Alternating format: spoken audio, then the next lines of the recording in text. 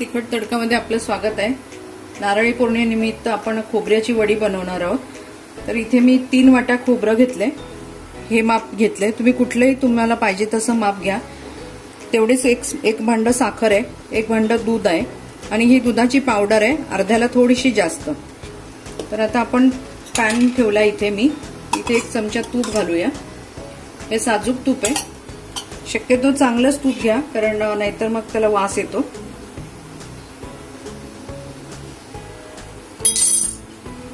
आपण त्याच्यामध्ये खोबऱ्याची चव घालूया।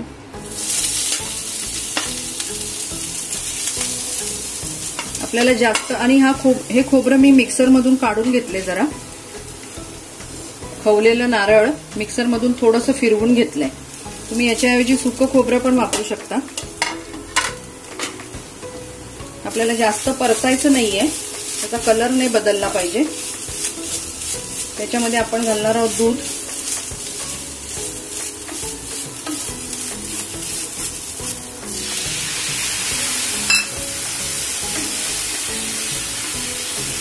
मी गॅस बारीक करते। त्याच्यात घालणार आहोत आपण साखर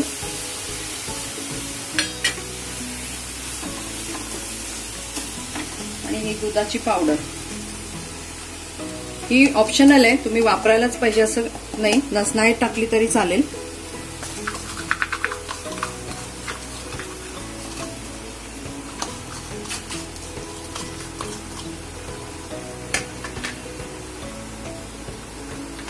आता आपल्याला हे चांगलं मिक्स करून घ्यायचंय।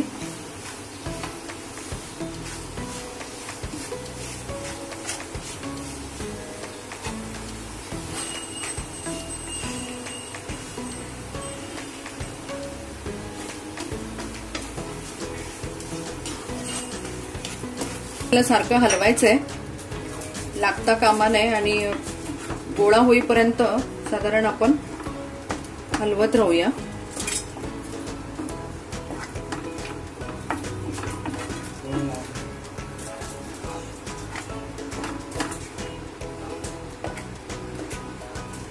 मी या खोबऱ्याच्या ऐवजी सुकं खोबरं येतं आजकाल, ते वापरलं तरी चालेल। इथे मी ही दुधाची साय टाकते 2 चमचे।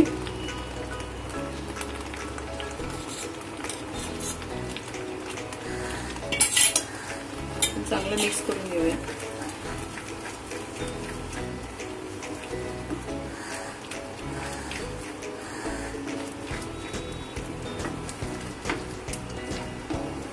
गॅस मंद सीम असा मध्यावरती ठेवा, कमी जास्ती करत।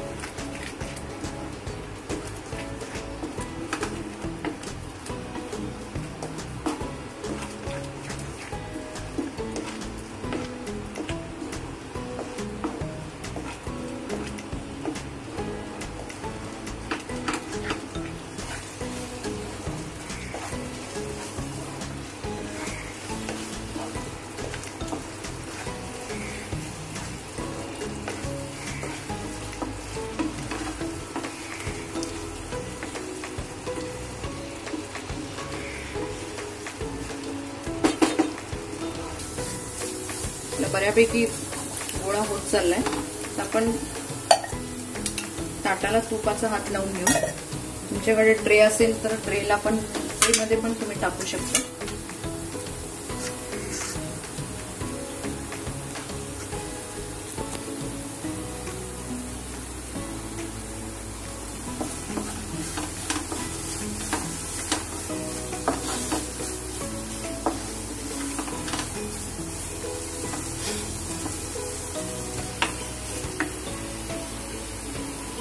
गॅस बंद करते।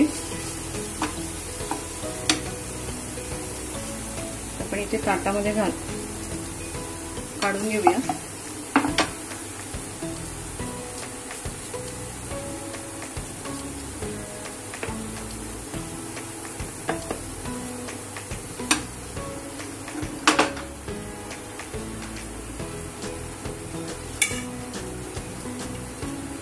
त्याला आपण वेलची वगैरे काही घातलेली नाहीये, कारण ओरिजिनल जी खोबऱ्याची चव आहे ती अशीच खूप छान लागेल।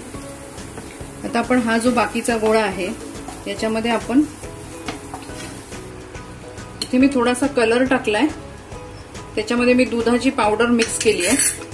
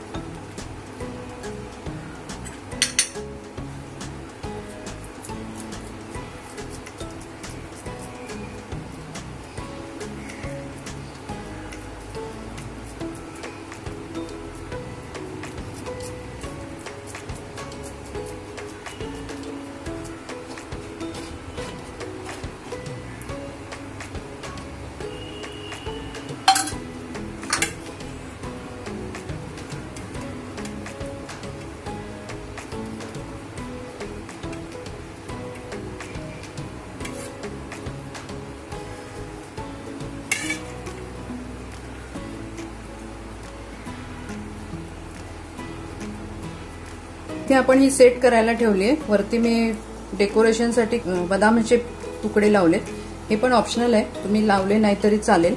तर आपण थोडा वेळ हिला सेट होऊ देऊ आणि मग मी तुम्हाला त्याचे तुकडे कापून दाखवते. आपल्या बघूया आपली वडी झाली आहे का, कापून बघते.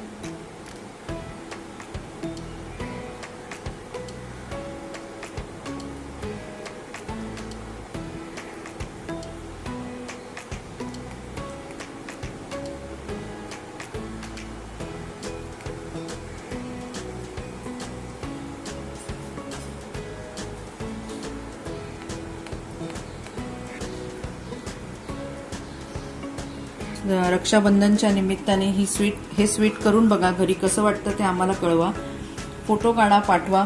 तसंच या चॅनलला लाईक करा, शेअर करा, सबस्क्राईब करा, बेल आयकॉन वाजवायला विसरू नका, म्हणजे नवीन नवीन रेसिपींचं नोटिफिकेशन तुम्हाला मिळेल. तसंच आमच्या फेसबुक आणि इंस्टाग्रामला पण लाईक करा. परत आपण भेटू नव्या रेसिपी बरोबर. धन्यवाद.